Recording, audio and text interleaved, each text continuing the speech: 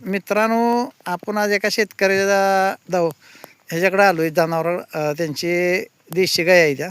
तर त्याने देशी गायचा छंद आहे. तर त्याने देशी गाय पाळलेल्या त्या. तर त्यांच्याकडे बऱ्यापैकी देशी गाय आहे त्या.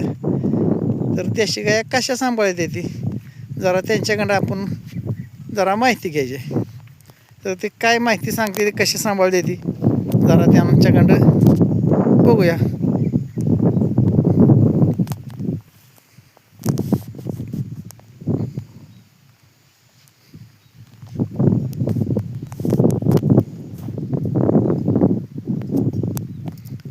नमस्कार. ओम गुरुदेव दत्त. मी पंढरनाथ गणपती चव्हाण, मुक्काम पाडळी, पोस्ट सोनकिरे, तालुका कडेगाव, जिल्हा सांगली.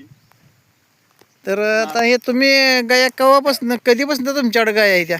जवळजवळ 20-25 वर्ष झाली आम्ही गाय. तसं आमच्या पारंपरिक पद्धतीने आलेल्या गाय त्या.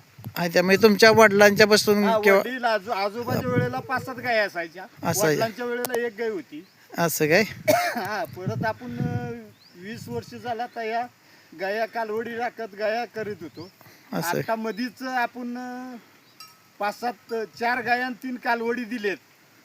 म्हणजे अशा आपण सांभाळाय तुम्ही तशा हा, फुकट? सांभाळायला आम्ही 1 रुपया घेत नाही, सगळे फुकट सांभाळायला देतो. असं काय? हा, फक्त आपला उद्देश एक आहे, गाई वाचली पाहिजे देशी गाय. आणि देशी गाय वंश हा म्हणजे वाचला पाहिजे आणि वाचला पाहिजे आणि आणि त्याचं संगोपन आणि प्रसार झाला झाला पाहिजे.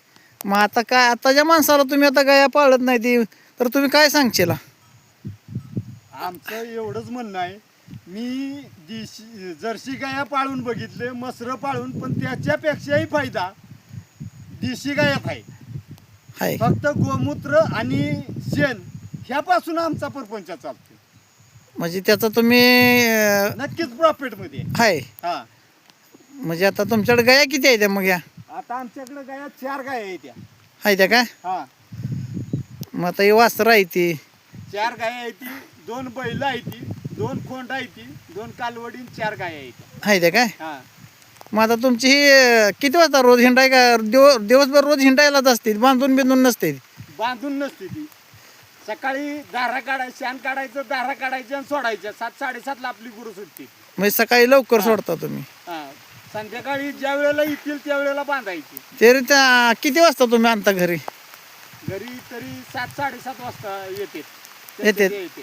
म्हणजे हुशार नाही येते जरा. तर मित्रांनो, बघा ह्या गाया आणि